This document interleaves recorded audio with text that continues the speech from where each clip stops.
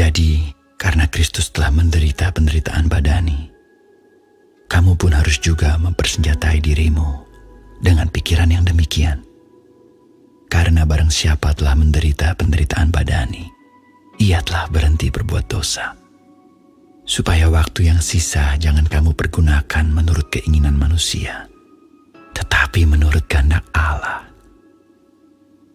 Sebab telah cukup banyak waktu kamu pergunakan untuk melakukan kehendak orang-orang yang tidak mengenal Allah.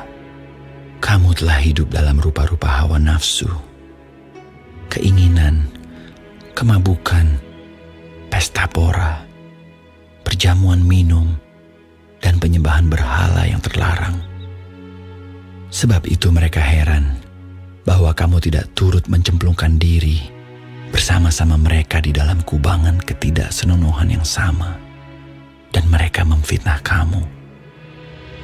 Tetapi mereka harus memberi pertanggungan jawab kepada Dia yang telah siap sedia menghakimi orang yang hidup dan yang mati.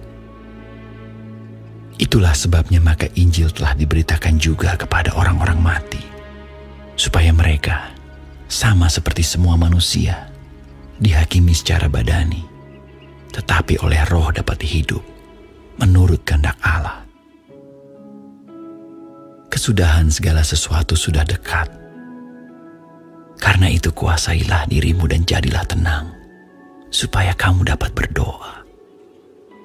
Tetapi yang terutama, kasihilah sungguh-sungguh seorang akan yang lain, sebab kasih menutupi banyak sekali dosa. Berilah tumpangan seorang akan yang lain dengan tidak bersungut-sungut. Layanilah seorang akan yang lain sesuai dengan karunia yang telah diperoleh tiap-tiap orang sebagai pengurus yang baik dari kasih karunia Allah. Jika ada orang yang berbicara, baiklah ia berbicara sebagai orang yang menyampaikan firman Allah.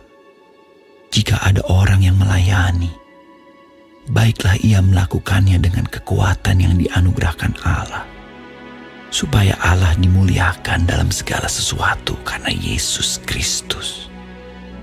Ialah yang empunya kemuliaan dan kuasa sampai selama-lamanya. Amin. Saudara-saudara yang kekasih, janganlah kamu heran akan nyala api siksaan yang datang kepadamu sebagai ujian, seolah-olah ada sesuatu yang luar biasa terjadi atas kamu.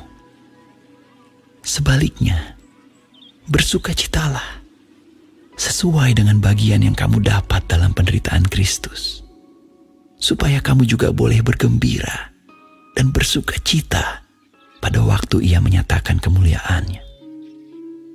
Berbahagialah kamu jika kamu dinista karena nama Kristus, sebab roh kemuliaan, yaitu roh Allah, ada padamu. Janganlah ada di antara kamu yang harus menderita sebagai pembunuh, atau pencuri, atau penjahat, atau pengacau.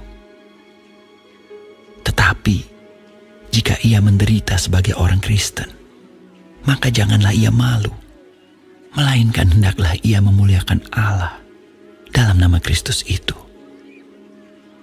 Karena sekarang telah tiba saatnya penghakiman dimulai, dan pada rumah Allah sendiri yang harus pertama-tama dihakimi.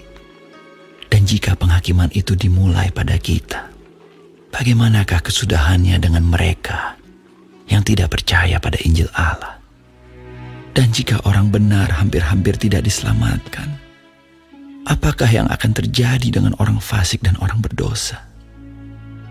Karena itu baiklah juga mereka yang harus menderita karena kehendak Allah menyerahkan jiwanya dengan selalu berbuat baik kepada Pencipta yang setia.